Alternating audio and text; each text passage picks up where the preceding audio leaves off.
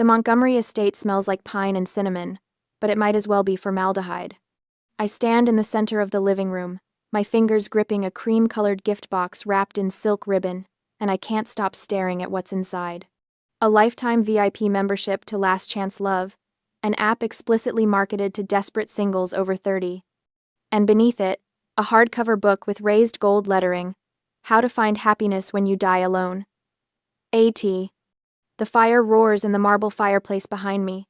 Outside the French windows, snow falls in thick, silent sheets, blanketing the manicured grounds. But inside this room, the cold has nothing to do with December weather. Bella giggles. The sound is high and sharp, echoing off the vaulted ceiling like breaking glass. I saw it on TikTok. My sister says, her voice dripping with false sweetness. The reviews were amazing. 5 stars for women who've given up on traditional dating. I don't look up. I keep staring at that horrible pink app card, at the cartoon illustration of a wilting flower that's supposed to represent women like me. Women who've supposedly expired. Take it, dear. My mother's voice cuts through the room. Trinity Montgomery sits perched on the ivory settee, her posture so rigid she could be carved from the same marble as the fireplace. Bella's just worried about your future. Don't let your ego turn you into a spinster forever. My father says nothing. Richard Mont's parents. They wouldn't miss this. The memory sits in my throat like a stone. I delayed the ceremony for 30 minutes, staring at those 2 empty chairs in the front row, reserved for Dad, reserved for Mom. The signs I'd painted myself on small wooden plaques, decorated with wildflowers because my mother had once mentioned she liked daisies. That was 7 years ago, but I remember. I remember everything they forgot. Well? Bella leans forward on the sofa, her blonde hair cascading over one shoulder in a calculated tumble. Her engagement ring catches the firelight, a 3-carat diamond that cost more than my entire wedding. Aren't you going to say thank you? The words stick in my throat. Part of me wants to scream. Part of me wants to run out those massive oak doors like I've done so many times before, drive back to the airport, fly home to Austin where Nate is probably heating up leftover Thai food and wondering if I'm okay. But I'm so tired of running. Harrison Sterling clears his throat. Perhaps we should move on to dinner, he suggests, his voice carefully neutral. I believe the caterers have everything ready in the dining room. Bella's smirk widens. She knows she's won this round. She always does. Except this time, something inside me doesn't break. It snaps. Not my heart, which has been breaking in this house since I was old enough to understand that some children are treasured and others are tolerated. No. What snaps is something harder. The chains I've been dragging around for 29 years. The ones labeled good daughter and second best, and maybe if you try harder. I look up. My eyes meet Bella's, and I watch her triumphant expression falter just slightly. There's something in my face she doesn't recognize. Something cold and clean and final. Thank you, Bella, I say. My voice comes out smooth, almost pleasant. I'll keep this very carefully. I tuck the box under my arm, holding it against my ribs like evidence, because that's exactly what it is. Trinity frowns. Caroline, don't be dramatic. It's just a thoughtful gift. Oh, I know. I smile. The expression feels strange on my face, like I'm wearing someone else's mouth. It's very thoughtful, very valuable. Richard finally looks at me, his gray eyebrows drawing together. Caroline, it's a warning. The same tone he used when I was 16 and suggested that maybe, just maybe, Bella shouldn't get a BMW for her first car when I'd received a 10-year-old Honda. The tone that means, don't make a scene, don't embarrass us, don't exist too loudly in spaces meant for your sister to shine. I hold his gaze. Yes, Dad? He opens his mouth, closes it, turns back to his bourbon. Preston Sterling stands abruptly, shoving his phone into his jacket pocket. I need some air, he mutters, and walks toward the French doors leading to the terrace. Bella's smile finally cracks. Preston, it's freezing out there. Preston hesitates at the terrace doors, the cold air blowing in, before turning back with a resigned sigh to join the procession to the dining room. But he's already gone, and I understand something in that moment. He's uncomfortable. He should be. Any decent person would be. Shall we? Harrison gestures toward the dining room, his discomfort palpable in the tight set of his shoulders. The dining room chandelier throws diamond patterns across the white linen tablecloth. Trinity taps her spoon against her crystal water glass, the sound cutting through the murmur of polite conversation like a blade. Before we begin, my mother announces, her voice pitched for an audience, I want to toast this very special season, the year of the bride. I watch Bella straighten in her chair, her practiced smile blooming across her face like she's been waiting for this cue her entire life. My youngest daughter, Trinity continues, gesturing toward Bella with her wine glass, will be married this February in what I can only describe as a modern royal event, 300 guests. The ballroom at the Four Seasons, a dress that took 6 months to design. Preston shifts beside Bella, his jaw tight. Harrison Sterling studies his salad fork with the intensity of an archaeologist examining an artifact. Bella has always known how to do things properly, Trinity says, and the word properly lands on my skin like a slap. With grace. With consideration for family. My father lifts his bourbon in agreement. He hasn't looked at me since we sat down. I cut into my filet mignon. The knife slides through the meat with barely any resistance, but my hand feels welded to the handle. Trinity sets down her glass with a delicate click. Her gaze swings toward me, and I recognize the glint in her eyes. She's about to perform. Bella is settled, she says, her tone dripping with manufactured concern. But what about you, Caroline? You're approaching 30. You can't plan to live with plants forever, can you? The table goes quiet. Even the catering staff, refilling water glasses near the sideboard, seem to freeze mid-pour. When is it your turn? Trinity asks. The question hangs in the air like smoke. I feel Preston's eyes flick toward me, then away. Harrison clears his throat but says nothing. Bella leans forward slightly, her expression arranged into something that might pass for sisterly interest if you didn't know her, but I do know her. I see the anticipation in the way her fingers curl around her wine stem. She's waiting for me to crumble, to stammer, to make some excuse about focusing on my career or not having met the right person yet. I set down my silverware. The clink of metal on porcelain sounds louder than it should. I'm not single, Mother. The words come out calm, steady, like I'm commenting on the weather. Trinity blinks. Excuse me? I've been married for 8 months. My mother's face goes through 3 distinct expressions in the span of 2 seconds. Confusion, disbelief, rage, liar. The word explodes out of her mouth before she can stop it. Her hand slams down on the table, rattling the silverware. Why would no one know about this? You secretly eloped in Vegas, didn't you? Is that why you've been so distant? I didn't elope in Vegas. Bella's face has gone pale, but she recovers fast. She always does. Are you making up stories to ruin my engagement party? Her voice cracks perfectly, hitting that sweet spot between wounded and incredulous. You've always been jealous of me, Caroline, but this is pathetic even for you.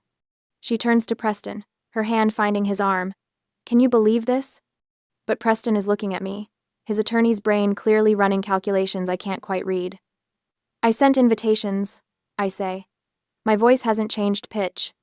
I sound almost bored, which is strange because my heart is hammering against my ribs like it's trying to escape. Via FedEx overnight, in February. My father's glass hits the table hard enough that bourbon sloshes over the rim. If you sent invitations and didn't get a reply, why didn't you call? His face is flushed, the vein in his temple pulsing. You did this on purpose, didn't you? To embarrass this family in front of the Sterlings? And there it is. The truth I've been circling around for 8 months, the answer I didn't want to see even as the evidence piled up around me like snow against a door. They didn't forget. They're gaslighting me. Right now. In front of witnesses. Rewriting history while I sit here holding the receipts they don't know exist yet. The last thread of hope I'd been clutching, the one I didn't even know I was still holding, dissolves. Something shifts inside my chest. The architect in me takes over, the part that knows how to read blueprints and calculate load-bearing walls and understand exactly where pressure needs to be applied for a structure to fail. I stop trying to defend myself with emotions. They don't care about my feelings. They never have. Under the table, hidden by the white linen, I slide my phone from my clutch. My thumb finds the message thread with Nate. I type one word. Now. The message shows as delivered, then read. I put the phone away and pick up my fork again, spearing a piece of asparagus like nothing happened. Caroline. My mother's voice has that dangerous quality to it now, the one that used to send me running to my childhood bedroom. Stop this nonsense and apologize to your sister. For what? I take a bite of asparagus.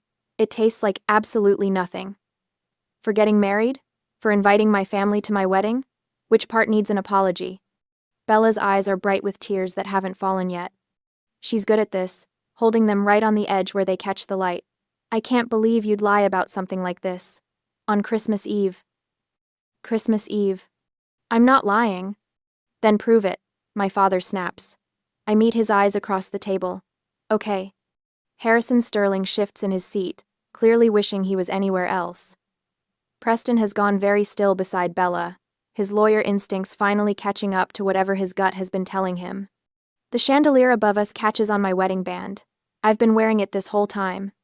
They never even noticed. Dessert will be ready in 15 minutes, one of the catering staff announces from the doorway, oblivious to the tension crackling through the room like static electricity. My phone buzzes once against my thigh. A text from Nate. System accessed. Ready when you are. Any tonight.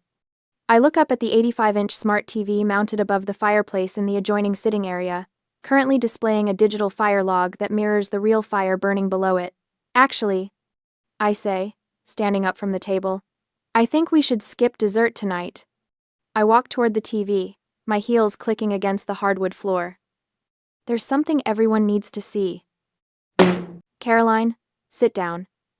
My mother's voice has taken on that edge, the one that used to make me shrink into myself, desperate to be smaller, quieter, less troublesome. Not tonight. I stop in front of the TV, my back to the room. You always believe Bella unconditionally.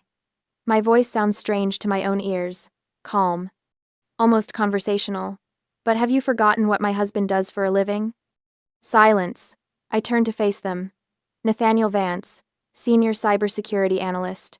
He works for a firm that protects Fortune 500 companies from data breaches. Trinity's mouth opens, closes, opens again. I don't see what that has to do with anything. Don't you? I pull my phone from my clutch, holding it up so they can see the screen. 3 letters glow there. Now. Sent 18 minutes ago. Delivered. The TV screen behind me flickers. Bella's head snaps up, her tears forgotten. What are you doing? The virtual fire log cuts out. The screen goes black for exactly 2 seconds. Then it lights up again, displaying something entirely different. A computer desktop. Blue background. Neat rows of folders. Remote access activated appears in the corner in small white text. What is this? Richard's voice has gone hard. Turn that off. I designed the electrical system for this house.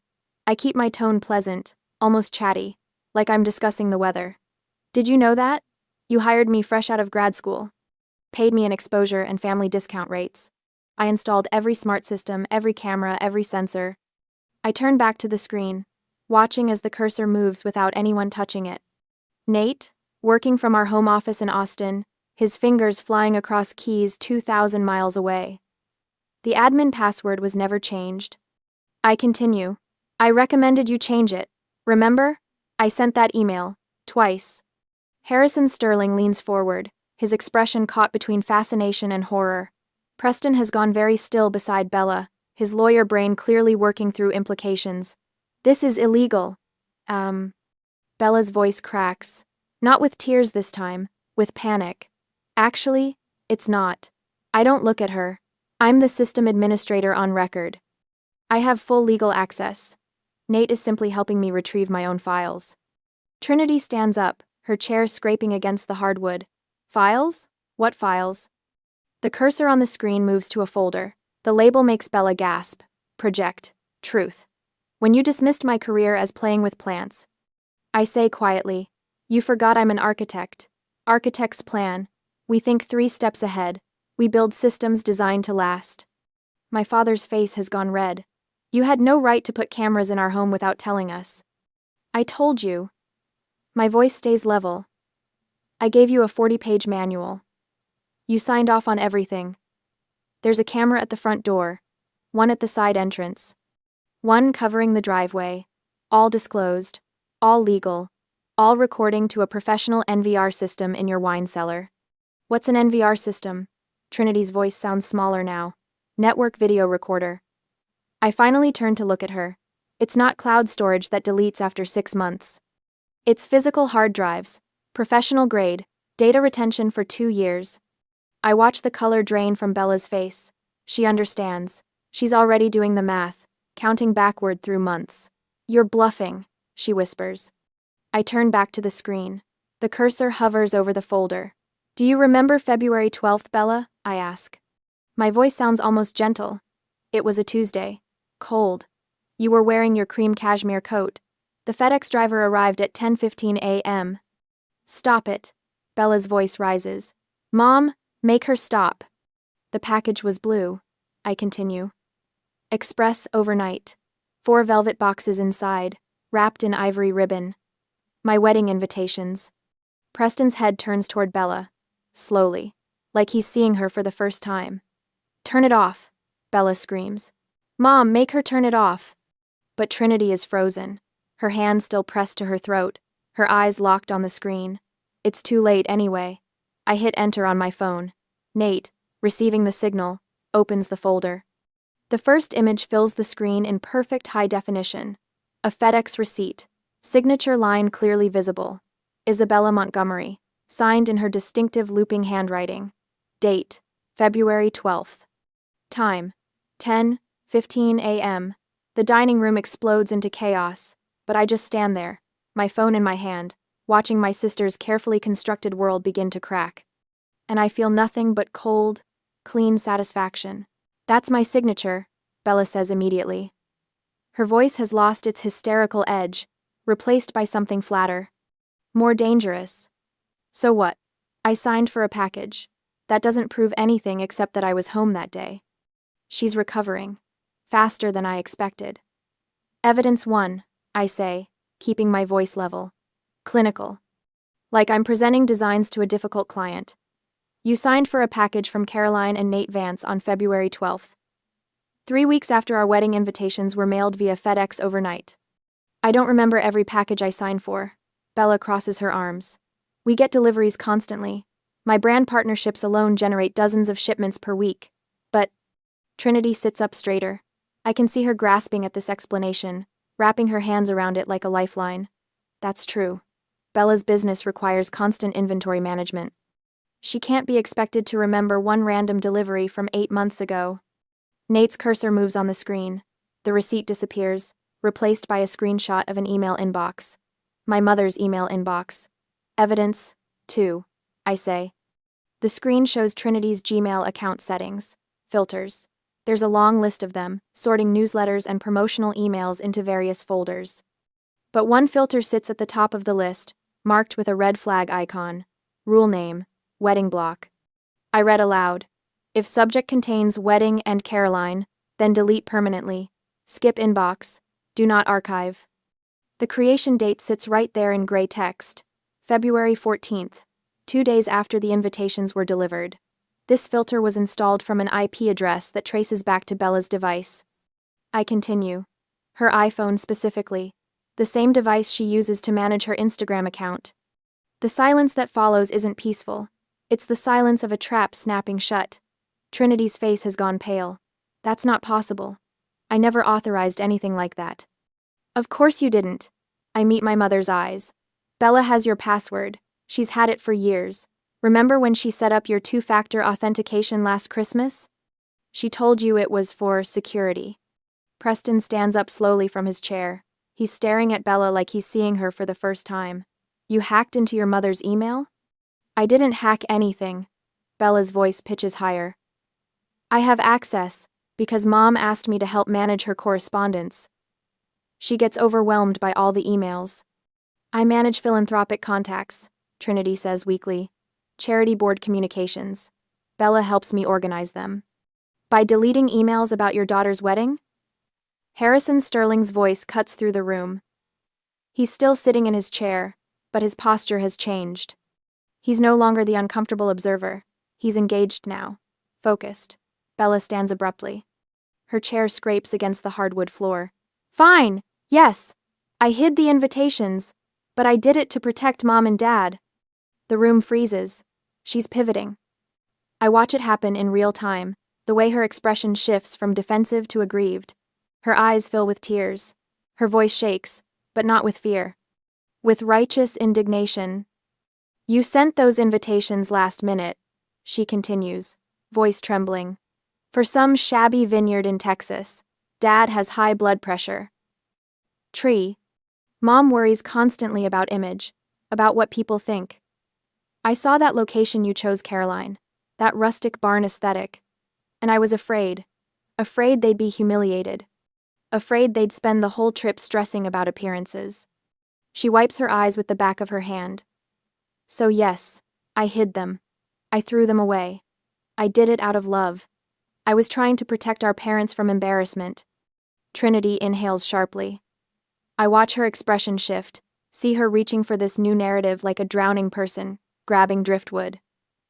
You were protecting us? Of course I was. Bella's voice cracks. Caroline always does things her own way, never considering how it reflects on the family. I couldn't let you suffer through some subpar wedding just because she refuses to maintain our standards. It's brilliant. In a horrible way. She's reframed herself from villain to hero in 30 seconds flat. The malicious act becomes protective sacrifice. The lie becomes love. Preston's frown deepens. He's not buying it. I can see the doubt written across his face, the way his jaw tightens. But my parents are already softening. Already finding the explanation they want to believe.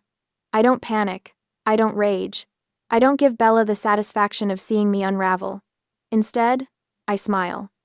It's a smile full of pity. The kind you give a child who's trying to convince you the dog ate their homework when you can see the torn pages in the trash. Protecting them. I repeat softly. That's your story? It's the truth. Bella lifts her chin. Then why? I say, each word deliberate. Did you throw the invitations in the recycling bin instead of hiding them in a drawer? Bella blinks. What?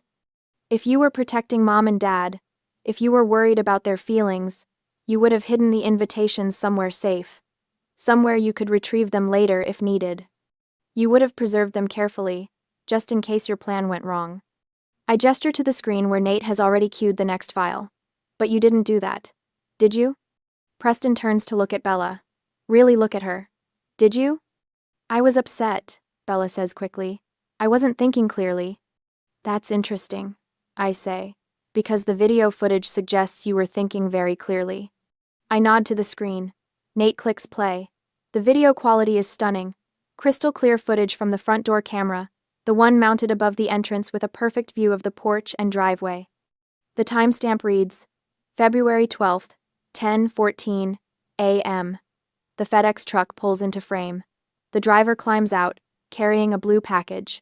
He rings the doorbell. Bella appears 30 seconds later. She's wearing yoga pants and a cropped hoodie, her hair in a high ponytail. She smiles at the driver, signs the tablet, accepts the package. The driver leaves. Bella looks down at the package. I watch her read the return address label. Caroline and Nate Vance. Her expression changes. The smile vanishes. Something cold and sharp takes its place. She doesn't look worried. She doesn't look protective. She looks furious. Bella glances around, checking if anyone's watching. Then she walks to the side of the house where the recycling bins sit behind a decorative lattice screen. She doesn't hesitate, doesn't pause, doesn't open the package to check the contents. She just hurls it into the bin like she's throwing out garbage. The 4 velvet boxes I'd wrapped so carefully probably crushed on impact. The invitations I'd lettered by hand likely bent and creased. She doesn't look back, just wipes her hands on her pants and walks inside. The video ends. The dining room stays silent. Even the fire in the hearth seems to hold its breath. Preston's face has gone blank. Carefully, deliberately blank. The expression of someone watching their entire future collapse. There's your protection, I say quietly. There's your love. The dining room holds its breath. I watch Preston's face cycle through expressions too fast to name. Confusion, realization, disgust. He stands so abruptly his chair scrapes against the hardwood floor, the sound sharp enough to make my mother flinch. You threw your sister's wedding invitations in the trash? His voice is quiet, which somehow makes it worse. Because you were afraid of sharing the spotlight? Bella reaches for his arm. Preston, I can explain. He jerks away from her touch. You gave her a book about dying alone when you knew she was married? He's staring at Bella like he's seeing her for the first time. Maybe he is. I cannot marry a monster. The word hangs in the air. Monster. Bella's face crumples. You don't understand, she's always… But Preston is already moving. He pulls the engagement ring off her finger with such force I'm surprised the band doesn't bend. The 3-carat diamond catches the chandelier light one last time before he places it on the table with a deliberate click that echoes like a gunshot. We're done, he says. My mother surges to her feet. Preston, don't be hasty. Bella made a mistake, but surely… A mistake? Preston's laugh is harsh. Mrs. Montgomery, your daughter committed mail tampering. She sabotaged her own sister's wedding. She lied to my face for 8 months. He shakes his head. I wanted to marry into a family with integrity. Clearly, I was mistaken about what I'd find here. Harrison Sterling rises beside his son, his expression carved from granite. He turns to my father, who hasn't moved from his seat, whose face has gone the color of old newspaper. Richard. Harrison's voice carries the weight of 40 years in business. I've always believed that a man who cannot manage his household cannot manage a business. My father's bourbon glass pauses halfway to his mouth. Your daughter is deceitful. Harrison gestures toward Bella. Your wife enables her. He looks at my mother, whose mouth opens and closes soundlessly. And you are irresponsible. His gaze settles back on my father. The merger project next month? Consider it cancelled. Sterling Group will not do business with the Montgomery family. The words land like physical blows. I watch my father's face drain of what little color remained. That merger was supposed to be his crowning achievement, the deal that would cement his legacy. $50 million in contracts. A partnership that would have doubled his company's reach. Gone. Harrison, please. My father finally finds his voice. We can discuss this privately. Surely. There's nothing to discuss. Harrison places his hand on Preston's shoulder. We're leaving. Bella explodes from her chair. This is your fault. She whirls on me, her face twisted with rage. You ruined everything. I'll destroy you. I'll tell everyone what you did, how you manipulated. No. The word comes out soft, but it stops her mid-sentence. I stand slowly, smoothing my dress. You won't. Watch me. Bella's voice climbs toward hysteria. I have 2 million followers. I know Massachusetts law prohibits secret audio recording. I keep my voice level, conversational. So the video of tonight's dinner stays private. I won't publish it. Bella's expression shifts toward triumph, thinking she's found an escape route. However, I pause, letting the words settle. The CCTV footage of you dumping that FedEx package? That's evidence of federal mail tampering. Title 18. United States Code.